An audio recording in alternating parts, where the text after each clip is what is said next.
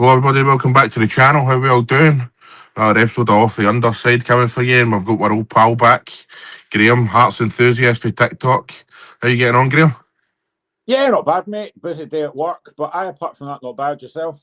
Aye, good mate, good. Did you have a nice Christmas? It was very nice. Spent it with family. I was at my wife's auntie's. There was about 8 of us, so it was very nicely spent. A lot of food eaten, a lot of nice gifts. But yeah, kind of back to normality today, though. I wish I'd taken the rest of the week off, to be honest, but such as it is. It's just one of the things, mate. Like I said to you before we started recording it, I mean, it's probably good that you've got something to do. I mean, I've been kind of demented the last couple of days because you're just kind of sitting in. All you do is sit about and eat, mate. You know what I mean? So I'm just trying to avoid that at the moment. Tell me about it. But anyway, mate, we're here to talk about the football.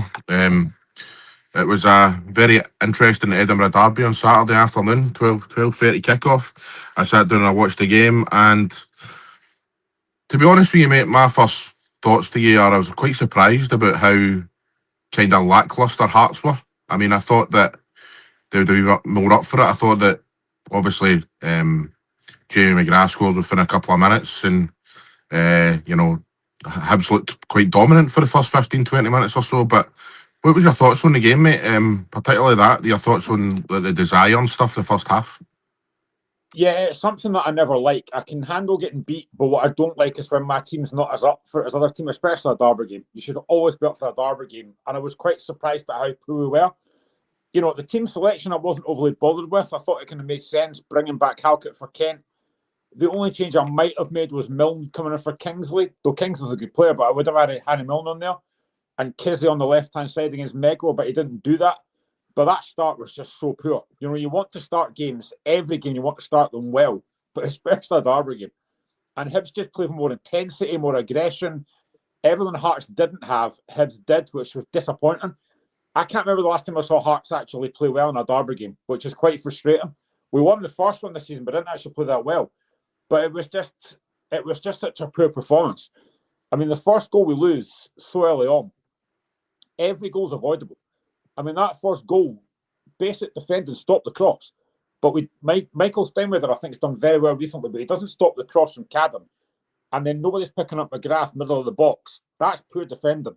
The second goal's even worse because McEntee gets done twice on that left-hand side with McGrath. McGrath's not the quickest, but he gets done twice. Again, decent ball in the box, but nobody's marking Josh Campbell. And the third goal against poor defensively. Stuart Finlay tries to clear it, gets blocked, and Bowie scores. There was mistakes all over the park, but I said in the video that I did previously on TikTok that I just don't like the fact that Hearts weren't as up for that as Hibs. Hibs recently looked far more up for it, and that's something I will never, ever accept from a Hearts team. And what do you put that down to? I mean, obviously, you're top of the league, you're at Christmas. Hearts fans are starting to get excited, which is quite rightly so, and the whole of Scottish football are taking notes. So why is it they weren't up for that game? You know, it's a derby game as well.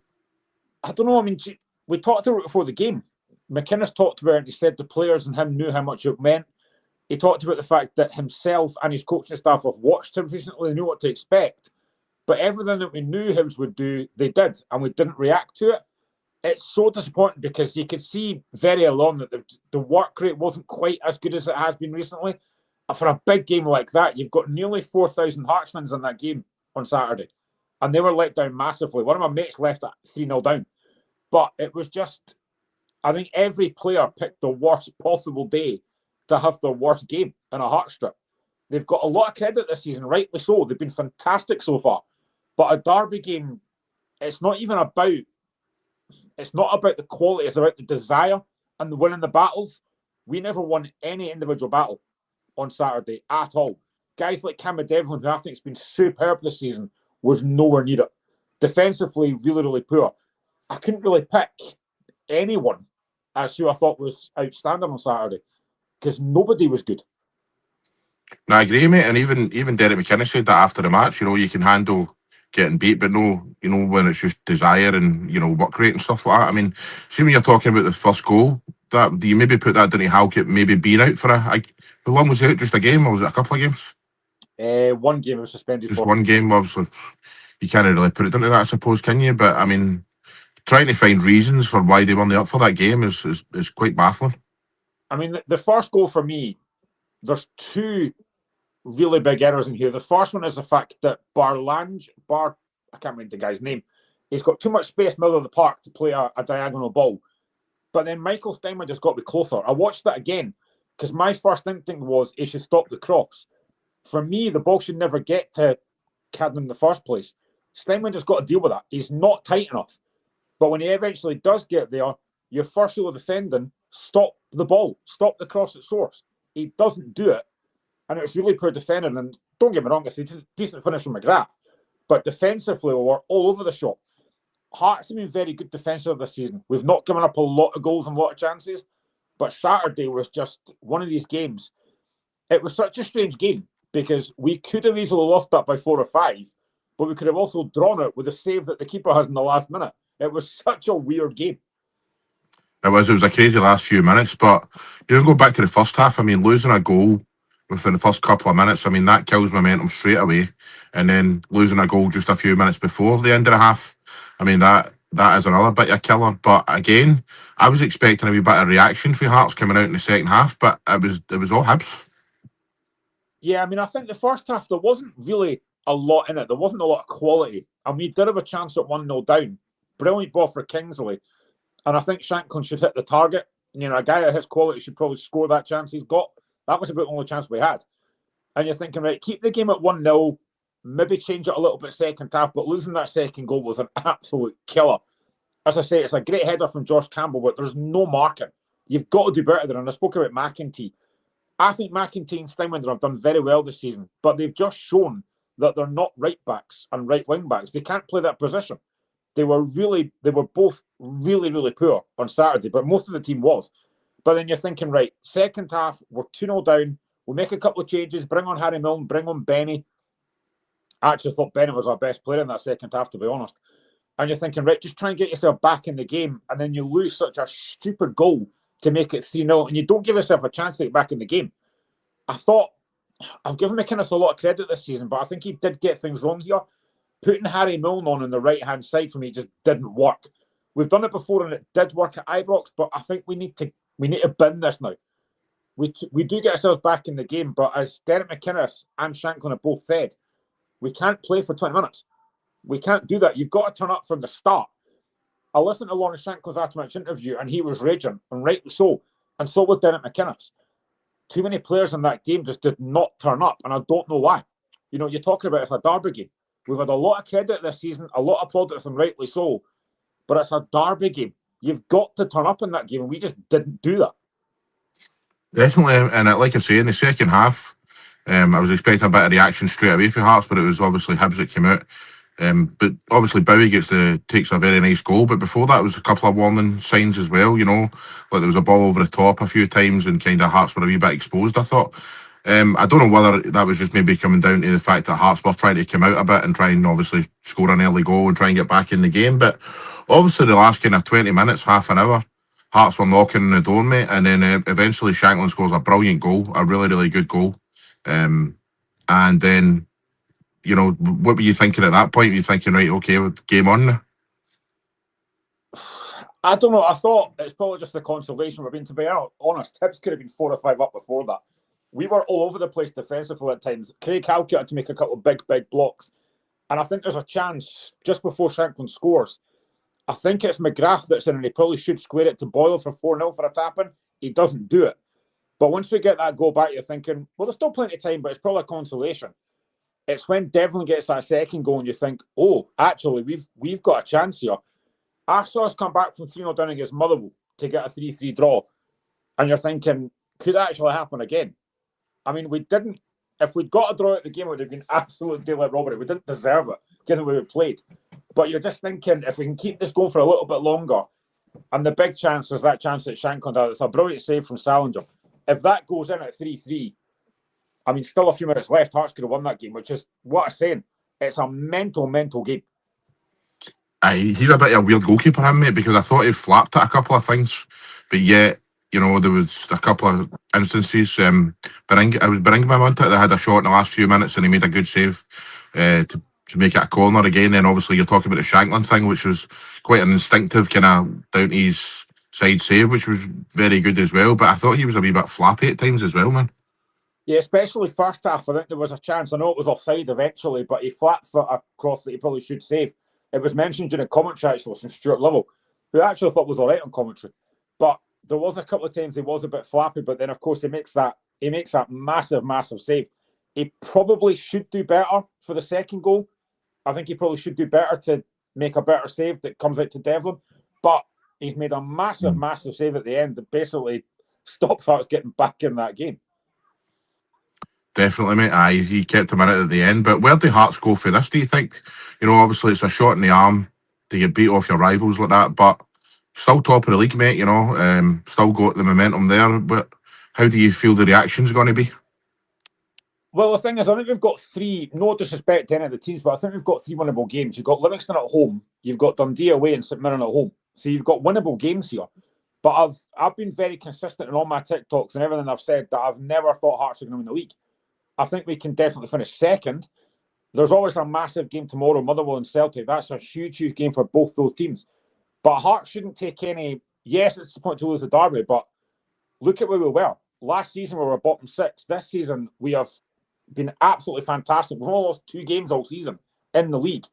I don't think we should have a massive fall-off or a massive panic after Saturday. Disappointing as it was, I think Livingston's probably the perfect game to come back to. At home, Tynecastle should be quite busy. We'll hopefully have a few new players in as well because the January window will be open. We've already got 2 players potential in the door. There's still a lot to play for. There's a massive amount to play for, a massive amount to positive about.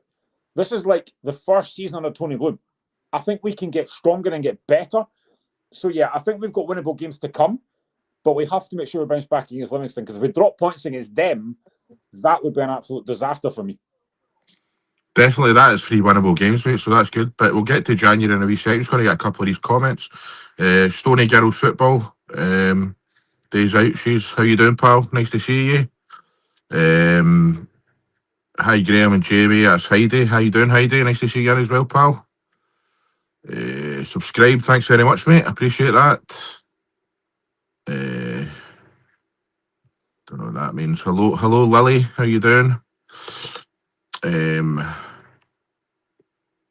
Jamie McFadden says Hearts will fall right off Celtic for the league easy. Well, I mean, that's a matter of opinion right now, mate. I don't know about that. It's just, we'll see. Time will tell. How do you say his name? Is it Schwalov, Austrian or German? I know that Salinger is Austrian. He's German. There you go. But aye, mate, going on to January. Thanks everybody for watching, by the way. Going on to January, you say you've got a couple of people coming in. What positions is it you're looking to strengthen, Graeme?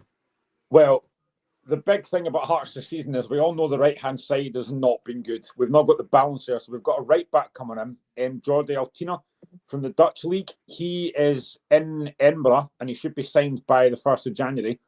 We've also got Islam Chesnikov, the Kazakhstan international, coming in. He will be here as well, hopefully this week, a winger.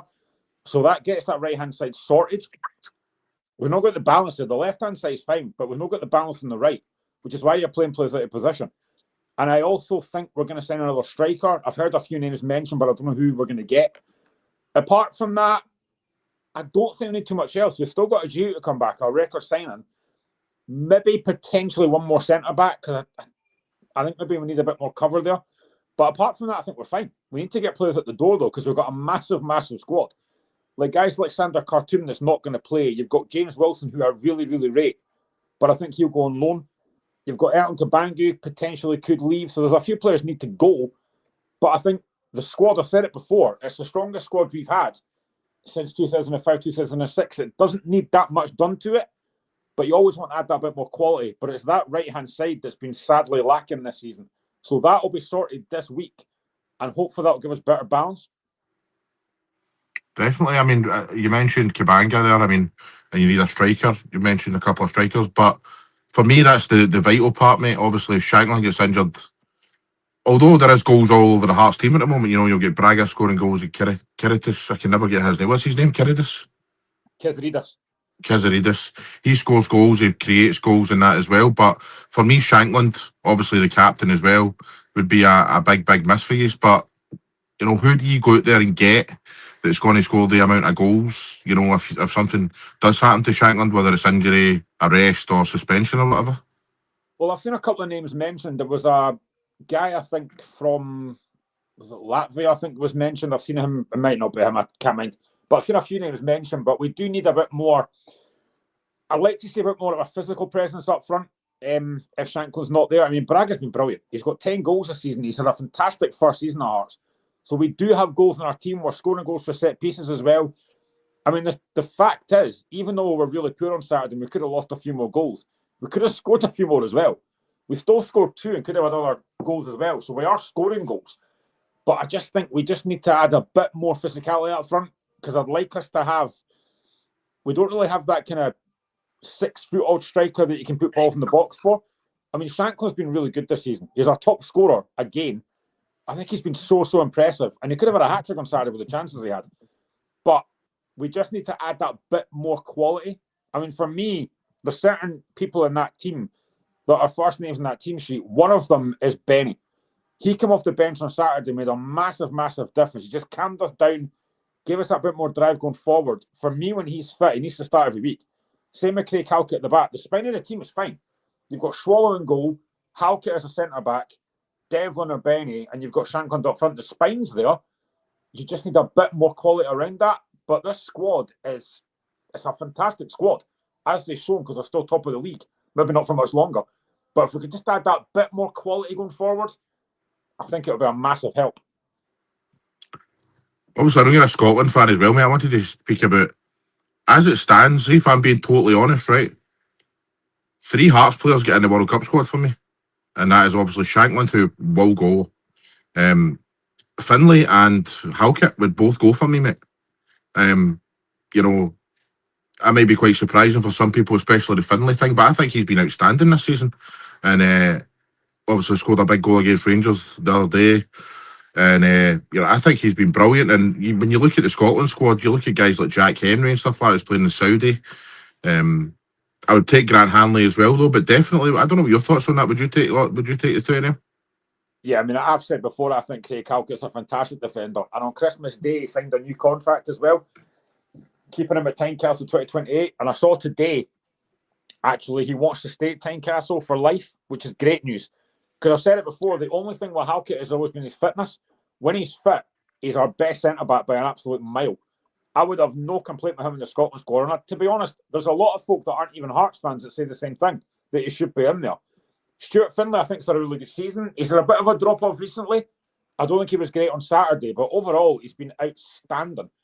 I think the squad is 26 for Scotland, so there's certainly space for both those players to get there. I know there's going to be friendlies in March as well. Easy chance to get them in there. I think we're going to be playing Japan. There's a potential friendly against Ivory Coast that's going to be played in Liverpool at the Everton Stadium. There's also Curaçao, I think we're getting to play as well. So there's a few friendlies coming up. Why not stick them in there and see how they do?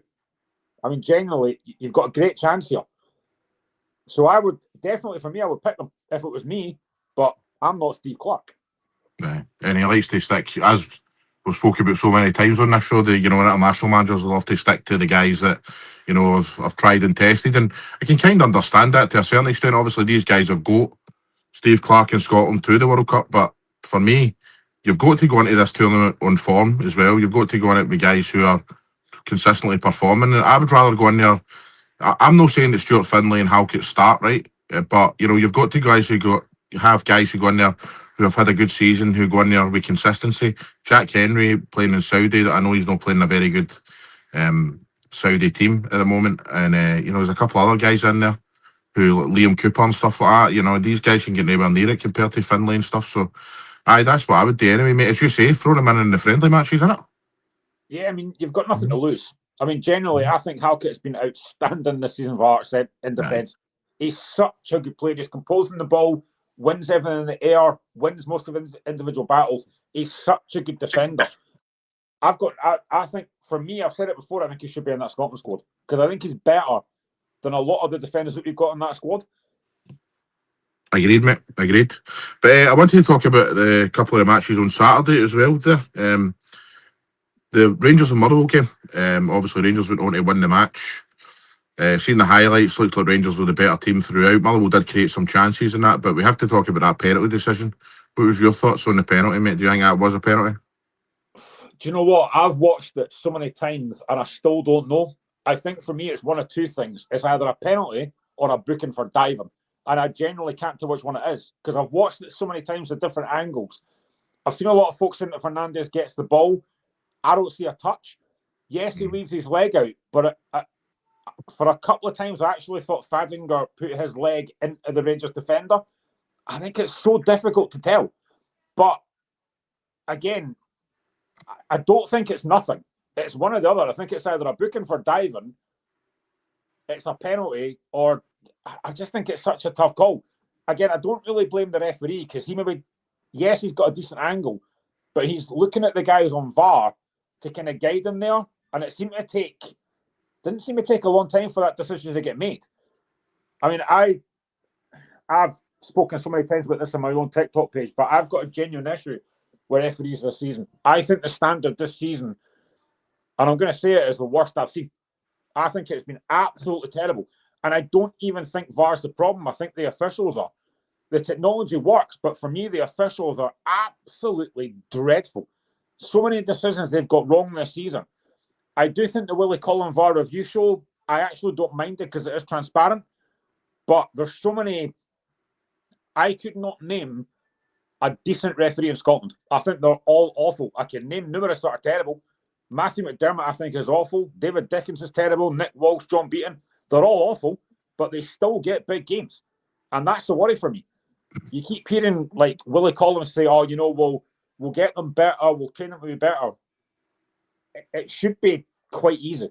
I mean, honestly, some of these decisions I've seen this season, I'm scratching my head going, how have you come to that decision?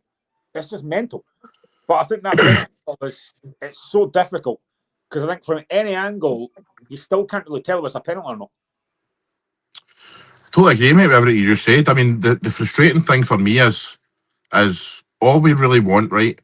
Now, there's going to be decisions that are wrong. There's going to be decisions that they get wrong. VAR and the officials at the time and stuff. It's just human nature. There will be. But what really bothers me is the consistency of decision making that differs. You know, you watch a game and you'll see a decision, whether it's handball or a late tackle, whatever, and they'll be given a penalty for it. And then you can watch a game a week later, you know, involving two different teams in Scotland, and it's the same thing and it's a completely different decision. You know, and it's just constant for me, you know, especially the handball one. I mean, did you see the handball, the Livingston game? The Livingston Celtic game? I think that is extremely harsh because Daniel Finlayson's actually got a bit of a push in the back from Maeda. It's not much, but it's a push enough to have his hand out there. I think, seriously, the handball rule needs to get looked at because there's no consistency. You just said it there and I've said it before. 1 week you'll get it, but the next week, for the exact same thing, you won't get it. There's no consistency. The handball rule is so subjective. And I've seen it over the last 2-3 seasons. Nobody knows what a handball rule is. Like, nobody knows what it is. It's either deliberate or not deliberate for me. But it's just every week, you've got Willie Collins saying, that's not a penalty.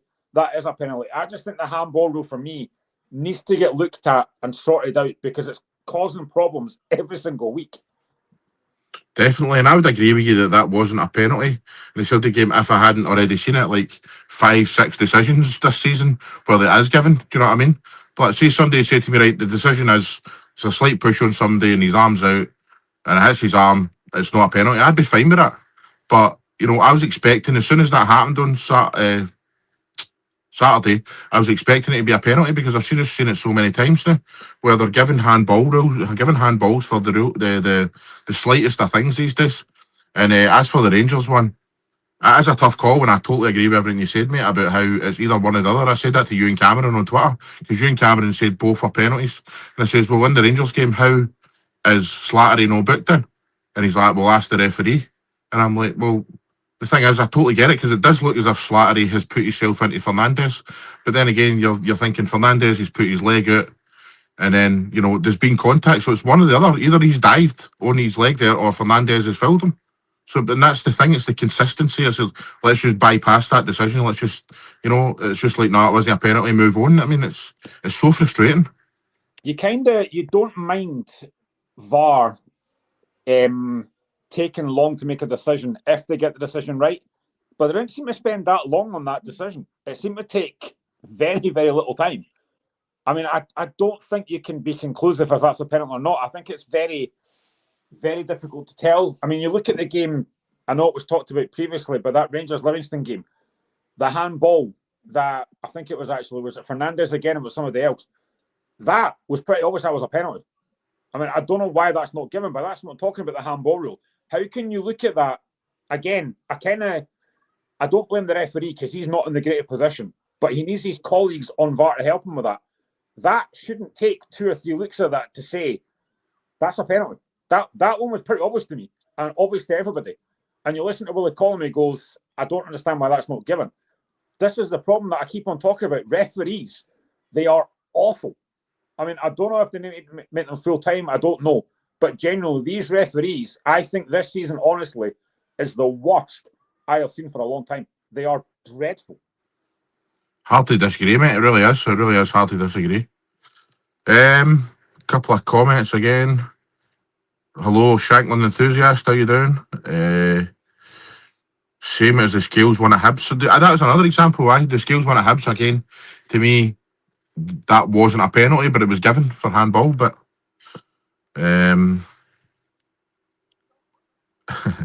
is this English? Sounds like a German. Okay, thanks. But aye. So moving on to the other games, mate. We've got games coming up tomorrow. Obviously Hearts aren't in action tomorrow night. Actually, this is the game in hand for Celtic, I believe. But aye, so the Celtic away to Motherwell, as you say, that is a very, very big match tomorrow, eh? Yeah, that is going to be that could be a fantastic game. I mean, generally, I think Motherwell have been a breath of fresh air this season. I think they play some fantastic football. The one thing they don't have, a bit like Rangers, is that clinical striker, because they create a lot of chances, but don't take them. I think they're a fantastic team. Celtic under Nancy have looked a bit better the last couple of games, but again, I think Celtic's going to concede. To lose 2 goals to Livingston, they could have lost more, but they're going to score goals. I think you're kind of starting to see a little bit what Nancy wants. He got a lot of stick in the last few weeks, understandably so, but he does look like they're going to entertain him, but I do think they're going to give you chances. And I think Celtic have got a massive, massive game tomorrow because Motherwell's going to go and have a goal. You know, they won't sit back like a lot of teams might. They'll have a goal. So I think tomorrow is huge for both these teams. And especially with Celtic playing Rangers on Saturday, if they can win tomorrow and go level with Hearts and then beat Rangers before we play Livingston, I mean, that could be absolutely huge. But then Motherwell have still got aspirations to actually split Celtic and Rangers as well. So I think that Motherwell-Celtic game is massive tomorrow. It is, and obviously, as you say, the way both teams play in that, they're going to be set. I think there'll be loads of goals. There's no way that Nancy is coming to Celtic right now anyway to, try and defend and then kind of, score goals on the attack or whatever. It's just all out attack, mate. Whereas any ball, over the top, showed in the cup final, showed over the last few weeks, any ball over the top and then Celtic can be punished. So it's going to be a really interesting match, definitely. But also, I've kind of heard you and a lot of Celtic fans talking about it recently. Are you now starting to see what Nancy is wanting to do? I see what he's wanting to do, mate, but I just don't like it. I don't think it's going to work long term. I don't think you're going to win. I don't think you're going to win the amount of matches that you need to win as a Celtic manager playing these tactics. I get that you want to play attacking football and stuff, but this back three, I mean, the players clearly don't know what they're doing, mate. You watch the Livingston game, and people can point out individuals, and I get that. I totally understand how people like Anthony Ralston gets a lot of criticism, for instance. But for me, Anthony Ralston is a limited player. We all know that, right? But in this back line, you're asking him to do stuff and implement stuff that, one, he's not capable of, and two, he's had about 3 weeks to try and implement. He doesn't. You can tell the players don't know where they're meant to be, what they're meant to be doing. Like that second goal against Livingston, for instance, Anthony Ralston runs right in to the middle of the set to the penalty box, leaves his man behind him, and I'm thinking, what's he doing? But then I bet you that's a managerial thing, try and go and attack the ball or whatever, and for me, Nancy doesn't think about the opposition too much. He just thinks about Celtic, and I think that's going to be a big mistake, mate. I mean, like I say, every single time, even that second half. Did you watch the Celtic game on Saturday? Yeah. Yeah, the second half. I can't believe the amount of chances Livingston had. Livingston, this is a bottom of the table side who, if they had a couple of players who could actually score. I know that Montano scored a couple of goals, but that second half, the amount of chances Livingston created is extremely worrying. And as soon as we play anybody in the top six area, we're in big trouble. So I really do fear for tomorrow, to be honest. This is what I was talking about earlier. I mean, Celtic are going to give you chances, as they've shown previously. I mean, I said it on my own TikTok page about a week ago that I think the January window is absolutely huge for a lot of teams. Hearts, Celtic, Rangers. How many players realistically do you think Nancy needs to bring in? And what positions? Because I think it's pretty clear you need a striker. Because I don't think Johnny Kenny is the answer. I think he's decent, but he misses too many chances. How many players do I think Celtic actually need? See, again, it depends on the tactics. I really do believe the tactics and the style of play is massive. I mean, we definitely need a striker because we do create chances. There's always balls into the box that Johnny Kenny either doesn't get the end of, or when he does get the end of it, he's not putting them away. Dijsselmeijer's the same, he's a good player, Dijsselmeijer, but he's not a finisher, he's not a striker. But, I mean, I was kind of having this conversation with my pals in the group chat, all Celtic fans, and what I was saying was, I've been hearing a lot about, Nancy wants to get his own players in, and he can play that style of play. The thing is, see, unless we're getting Columbus Crew players in who are used to the system, there's no many teams right now that play a back three. So whoever you bring in is going to have to adapt to his style of play anyway. You know what I mean? And obviously, okay, you might get a higher quality of player and stuff, but they're going to have to adapt to this backline.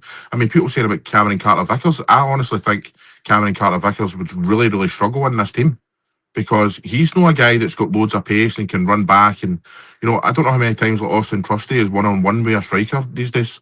That's not Cameron Carter-Vickers' style. His style is, edge of the box, head it away, tackle it, get it away. He's good at passing and stuff. But, I mean, even if you're getting a higher quality of player to come in, you're still having to make him into this really weird, tactics that he's implementing. I mean, I don't know how the next two games are going to go for Celtic and Hearts, obviously, but at just about the end of this month, Hearts play Celtic at Tynecastle. I mean, let's just say, for example, Hearts and Celtic win their next three games, that game could be absolutely massive at Tynecastle. Oh, definitely. And you know what yourself, Graeme, right? Obviously, over the years, watching Hearts, many, many years, you kind of know how it's going to go now, right? So see when you see a team like Celtic, and like I say, if you've seen it with Hearts over the years, you're willing to manage your own, right? And you can see things he's trying to do and this and that. But all in all, you kind of know that it's not just going to flip. It's not just going to change overnight, that, it's not all just going to work and stuff. And I cannot see Celtic, all right, they've won the last two games. Celtic, in my opinion, will not go on a 4, 5, 6, 7 run. I don't think they'll. I don't think we'll get 6 points out of the next two games. Hopefully I'm wrong. I really do hope I'm wrong. But I think this is a massive game tomorrow, a massive game against Rangers on Saturday. And then, we'll see what happens. But I think we are going to struggle, mate, to be honest with you. I mean, like I say, you've probably seen it earlier years with Hearts where, you've got a manager in and people, you're willing them on, you're going like, come on, you get a good game, you think, but realistically, down the line that it's not going to work. Yeah, I mean, there's a lot, but the one I can certainly talk about is Ian Cathro when he came into Hearts. I mean, that was an absolute disaster. He just wasn't ready for that job. Hearts was too big for him. It was his first proper job.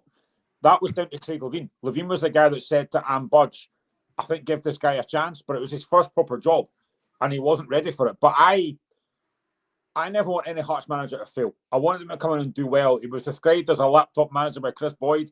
He was pretty much crucified by the press straight away.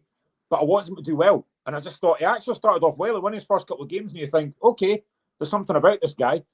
But it didn't work. And I remember going to an event at Tynecastle. It was Meet the Management. And it was him and Austin McPhee. And I thought, this is going to be a disaster. This is going to be an absolute disaster. And I actually left that thinking he actually came across really well.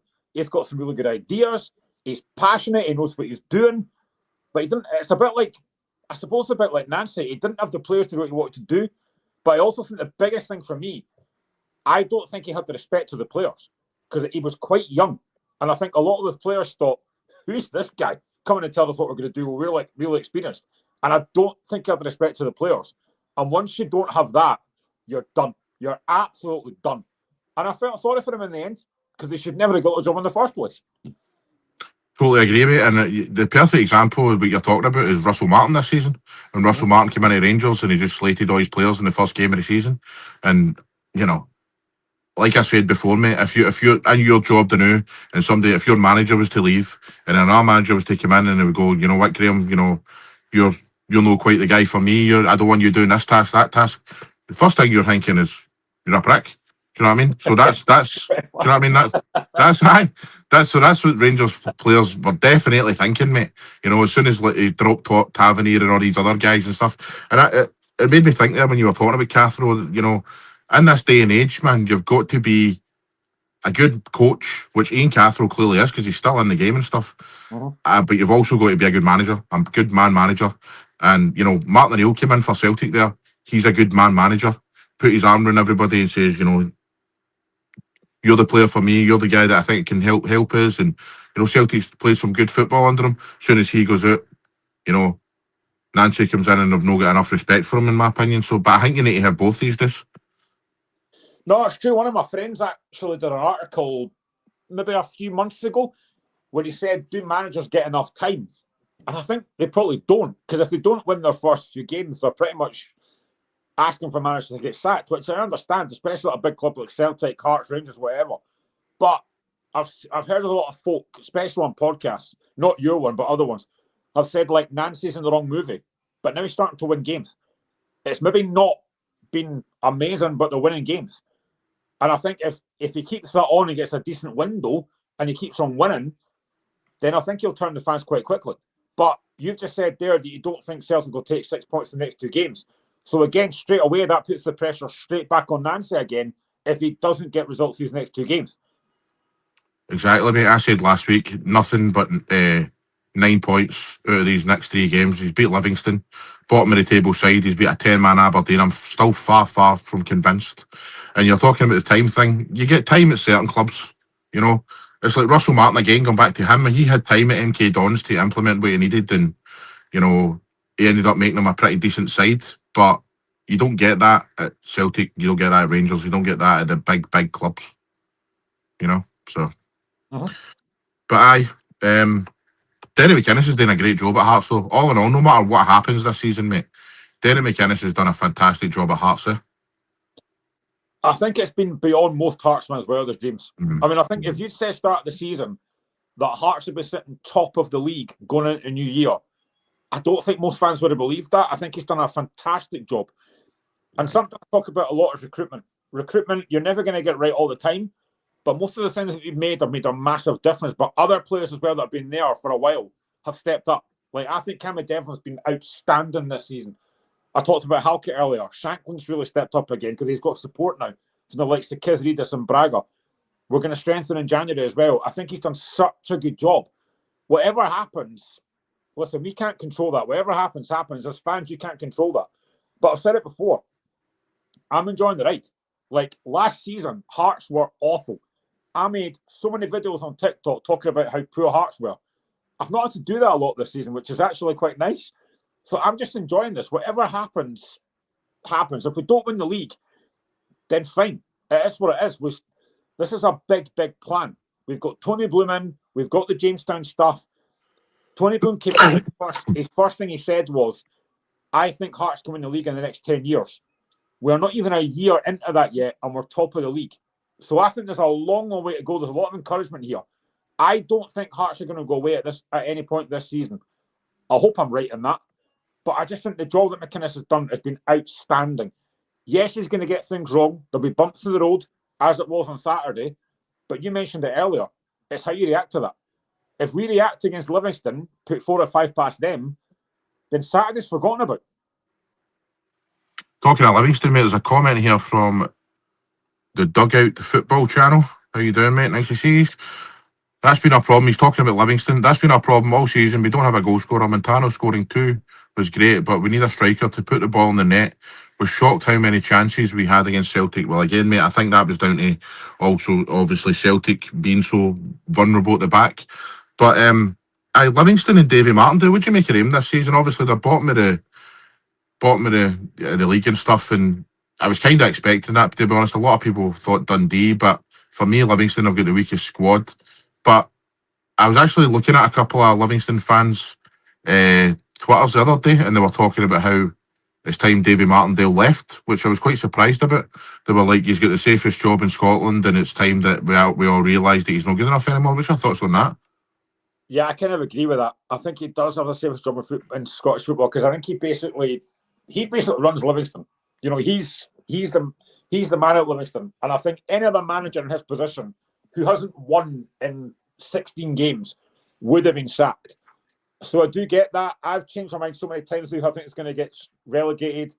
I've flipped between Livingston and Dundee because I just think it's really difficult to decide who's going to go down. But I do think on Saturday you saw signs of something from Livingston. They showed a lot of fight, showed a lot of heart, showed a lot of spirit. They managed to score 2 goals, could have scored more. But they cannot keep clean sheets. If you can't defend, you don't give yourself a chance. To score 2 goals over Celtic, but lose 4, you give yourself no chances you can't defend. So yes, as much as the guy, I think I know who that is actually, I think it's Douglas from TikTok. As much as you obviously want to score goals, you've got to stop conceding them as well. And they can't stop conceding goals. So I think David Martindale, I don't think he's under pressure, because I think he is basically Livingston Football Club. It is him. I don't think he's under pressure, and I think he probably should be. Because like I said, most other folk in that role, if they're losing the amount of games that he's done, would be out the door. But I think he does have a safer job with Scottish football. I genuinely do. It reminds me of when we spoke to Mikey Devlin a few months ago, who obviously played for Livingston and stuff, and he was talking about Davy Martindale, how they would go in there and know how like every kind of club they've got the press bit, you know, like where the players and stuff will go and do the after talk to the media and stuff. Well, Davy Martindale built that whole area because he's like the handyman running Livingston as well. And he's rebuilt the gym and stuff like that, and I know he's done a couple of other rooms within the actual stadium and stuff like that. So, it is just a classic case of what he's done for the club in the past, and also how valuable he is running the club in that as well. So it's kind of the classic case of what he's got in the bank. Do you know what I mean? Previously, so I totally agree. I don't think he's going to go anywhere. Yeah, I mean, I think Livingston have punched above the weight for a while. They've got a fantastic stadium. They don't have the fan base to fill it, but they have punched above the weight. They've not got a massive budget. They are trying to live within their means. And I think overall, Martindale's done a fantastic job. But I do think that when you're on such a bad run that you're not winning games, then you should be under pressure. But I just don't think he is. I don't think he is. And I have to mention as well how he and it's kind of unusual for him. I feel the last couple of months he's getting a wee bit bitey with the media and stuff. There's a couple of things he said, especially when he came out and said about the podcaster things. That really annoyed me when he was saying, I'm tired of, turning on the telly and I see some podcaster talking about something they know nothing about and all that. And I was like, that to me is a sign of a manager who's feeling the pressure a wee bit, I don't know if you heard or saw his comments on Saturday about the penalty that Celtic got. And he said, if that's the other end, we don't get that. Would you agree with that? He did that. Aye, I know, exactly. That's what made me think of that comment as well, mate. So, but that's just the telltale sign of a manager who's feeling it a wee bit. DM McDonald, evening, Jamie and Graeme. Hope you're both well and had a good Christmas. Thanks very much, mate. We sure did. Hibs with a bit more quality in midfield. What, they need a bit more quality, do you reckon? I don't know. I think Hibs have got some good players in the middle of the park. Obviously, they've got McGrath and Campbell, they've got Mulligan, stuff like that. I think Hibs are actually alright in the middle of the park. A few big decisions have went against Livingston this season. That is true, to be fair, but is it any more than any other club? I don't know. Maybe no. Who knows? I think throughout the course of the season, every team gets bad decisions for them. I agree. But just a couple of other things I want to talk about, mate, before we go. I want to talk about the Dundee Kilmarnock game tomorrow. Obviously, Dundee off the back of a very good win. That is a bottom of the table clash, obviously. no including Livingston in that. But like I said, Dundee had a good win. Kilmarnock are struggling big time. Although it was a good kind of draw they go on Saturday. It's at Dundee. What's your thoughts on that, mate? I think they're both really strange teams this season. Dundee have been very up and down this season. I think most folk, I certainly did. I thought the first manager sacked was going to be Presley because I just don't rate him as a manager. I don't think he's good enough. But he has had some decent results this season. Saturday was huge, getting that win. Jan Dander with a penalty. They are going to miss Simon Murray now because he's suspended. That's a big blow for them because he's their main goal scorer. They are just a very strange team this season. I just don't think they've got enough quality for me. Kilmarnock, again, the sacking of Kettlewell wasn't really surprising. Who they bring in now is going to be interesting. I know Chris Doolan's in charge just now, but I think they need to get manager in sooner rather than later. I think Kilmarnock will have enough to stay up, but it's not going to be a classic, I don't think. But I think probably Dundee at home with that win at the weekend, I think they might just sneak it. It's not great. It's not going to be great. Like, I wouldn't be expecting an absolute classic. Now I said that, I'll end up about 4-3. But I do think Dundee might just sneak that. But they're very up and down this season, both teams. Where do Kilmarnock go for here? Obviously, you've seen Dom Thompson arguing with his fans the other day and stuff, and obviously Chris Doolan is looking to still be in there at the moment. Do you think that can you think of a potential manager that they could possibly get that would improve them? I've heard a few names mentioned. Stephen Naismith got mentioned. Robin Nielsen's name got mentioned. I don't know if either of them would take it. They need experience of it. I mean, the squad, I don't think is that bad a squad. They just need a bit more quality added to it in January. Again, I keep going back to the window. I think the January window is massive for so many teams. Like the teams that are fighting for that kind of title and the teams that are fighting against relegation, there is quality in that Kilmarnock team. Like David Watson, I think, is fantastic on his day. They need to get more out of him. But it's a decent job for someone to take in. Kilmarnock are a decent side. They can make things difficult for teams, especially at home. But they just need to start getting run results because they're not winning games. Again, they can't keep clean sheets.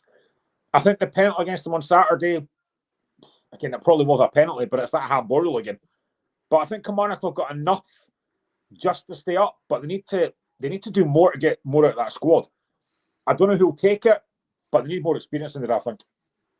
Totally agree again, mate. And I think they're struggling for goals a wee bit. I mean, I watched the last couple of highlights of their games and stuff, and they are creating chances. They're getting in the opposition box and creating stuff, but they don't really seem to have that goal scorer there to stick the ball away. Like, for example, the Kilmarnock Falkirk game, I thought Kilmarnock had a lot more chances, created a lot more opportunities, but the difference was Brian Graeme scored, Falkirk's goal, who can score in that position, whereas Kilmarnock don't really seem to have that guy there. Yeah, they've missed Daniels. He's been out for a while. Dackers, for me, just doesn't look like a natural striker. Bruce Anderson can score goals on his day, but they just need to get a bit more quality up front. If they can do that, then I think they'll be fine. But it's just that who comes. And I don't think Doolan's going to get the job full time. I'd be surprised if he did. Aye, possibly. Depending on results. If they get a good result tomorrow, I think they might give him another week and then kind of take it week by week after that. But you've got Hibs against Aberdeen, which quite an interesting game as well. It always seems that Hibs against Aberdeen at Easter Road always kind of serves up a good game. I don't know why that is, but I don't know whether it's just their attacking styles or whatever, but that should be quite an exciting game. Yeah, there was a 3-3 game last season, which I think actually put Hibs on that run that they went on, which was, to be fair, it was a fantastic run. I mean, again, Aberdeen have been such a strange team this season. Earlier on in the season, a lot of folk wanted to lean sacked. A lot of folk thought it was under pressure. Obviously, they got that point against United on Saturday, but I don't know what Aberdeen are. Like, I don't know what their plan is during games. They'll make it tough tomorrow, but Hibs, you would imagine, I kind of said the same thing when Hearts beat Celtic. You need to follow up with a win the next week. Hibs need to follow up the win against Hearts by beating Aberdeen at home. I would think Hibs will be flying after that result on Saturday, and rightly so. They'll make it difficult for Aberdeen. Aberdeen do have quality, but they don't look anywhere near the level of some of the teams in the top six at the moment. So I think Hibs will win that. I genuinely do. Okay, and we've also got Livingston, Dundee United, and then Rangers, St Mirren. Any thoughts on their games? What do you think will happen in them? Livy United is a tough one. Again, but just looking at Livingston, the lack of quality they've got just in that defensive thing, I think United will probably sneak that. Rangers, St Mirren. That is tough. I mean, I think Rangers have been okay on the roll. They're not playing fantastic football, but they're all right. They seem okay defensively. I mean, I think Gassama probably looked very lively on Saturday. He looked very good. But against St Mirren will cause problems. We know what St Mirren can do. They showed that against Celtic in the League Cup. So I think it's a tough game. I wouldn't be surprised if that finished a draw. Aye, I'd agree with that, mate. But obviously, we're on the 29th of December, mate. Last question for you. We've got a big January window coming up for all clubs and that. Who's your top three at the end of the season? How's it going to finish? I mean, obviously, I love to say Hearts go in the league, but even I don't think that. And most Hearts fans I know don't think that either. I think it'll be Celtic, Hearts, Rangers as my top three. Celtic, Hearts, Rangers. I don't think that'll be too far off of me. I'd agree with that, to be honest. But Graeme, it's always a pleasure to talk to you, mate. Thanks for coming on and having a wee blether, man. It's been a quick 50 minutes again, man. It's always a real pleasure, mate, like I say. Always enjoy coming on, mate. I've said it before, you and Corey, fantastic guys. You know, what you're doing is amazing. The people you've had on as guests is just fantastic. And your podcast going from strength to strength. And I couldn't be happier for you. You are top guys, and it's always great to be on. Likewise, mate, your TikTok. If anybody is watching this and you're on TikTok, go and check it out. Hearts enthusiast Graeme. Such a knowledgeable guy, knows everything about the Hearts, man. He's just an absolute Scottish football legend over on the old TikTok. So go and give him a follow and enjoy. Thanks very much, everybody. See you all later.